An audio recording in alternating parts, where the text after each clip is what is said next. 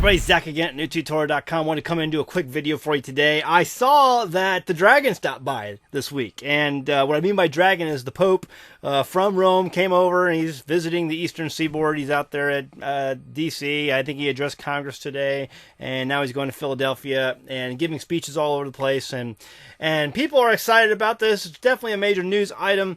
I mean, there's people watching on the news. I look on my computer, and there's people who are crying for this man because it's the second coming, obviously. And so it's just, what do you do? What do you do?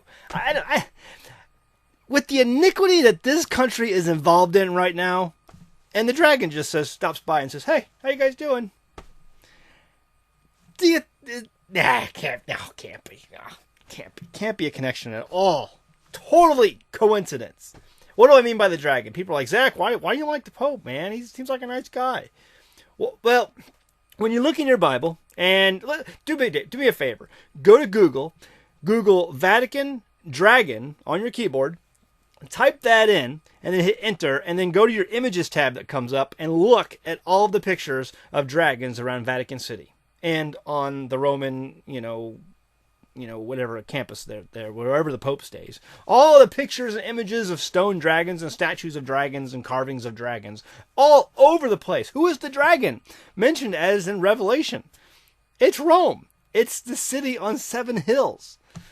It's Rome. It's easy to pick that out. Now, if you think about it, now people who have come to Torah and who have re-examined some of the things that they were always taught growing up in the churches today, Christmas, Easter, some of this other stuff that's going on, you realize it's all about Baal worship. Nimrod. Who is Baal? Nimrod. It's Nimrod. The one who was, who is not, and is still to come. The Antichrist. It's my horse in the race, and if you watch my channel for any length of time, you understand that when I try to talk about prophecy, and I never make any predictions, I'm only giving you my horse in the race, meaning that here's what I think is going to happen, because prophecy is always, the hindsight of prophecy is always 20/20 when it happens and you're able to look back upon it. And so, unless you're a preterist, I think. Okay, anyway, forget that. We'll do another video on that. Anyway, prophecy is always, the hindsight of prophecy is always 20/20. And so when you try to talk about prophecy, you're always, saying, hey, this may happen. I'm not a prophet. I've never had a burning bush moment. The Father has never said, Zach, you must go out and say this. I'm just reading my Bible and trying to keep watch, just like our Messiah told us to do. He says, keep watch. That's what I'm doing. I'm keeping watch, and I'm sharing my thoughts and ideas with you. And you're keeping watch, and we can discuss them. Great. So, when I think about the Antichrist and what the Antichrist might look like, I think of Nimrod. The world has always been about Nimrod. The enemy has always been trying to get people to worship Nimrod in one way, shape, or another. Christmas and Easter is all about Nimrod. Easter, Semiramis, that's his wife, according to legend, was Semiramis, who became Ishtar, Ashtoreth. Diana, Melusine, the Queen of Heaven. This has always been Semiramis, the wife of Nimrod. And then you have Nimrod, who goes by a bunch of different names. Ashtoreth, or Ashtaroth, or Marduk, or Molech, or all kinds of different things that he goes by. But, depending on what culture you come from, he has lots of names, because at the Tower of Babel, all the languages were separated. And now he's got names. Nimrod has names for all of those cultures and languages, and he's worshipped amongst all of them. Again, with different names. And so whether it's Osiris or, it's Egyptian, it doesn't matter. All these different names, it's all about Nimrod.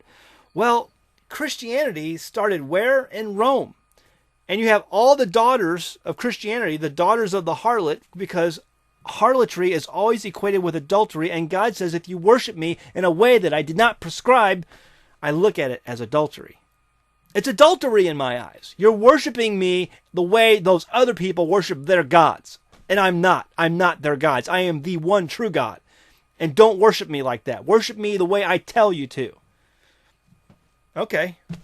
Worship me the way I tell you to. It's not Christmas and Easter, folks. That's Baal worship.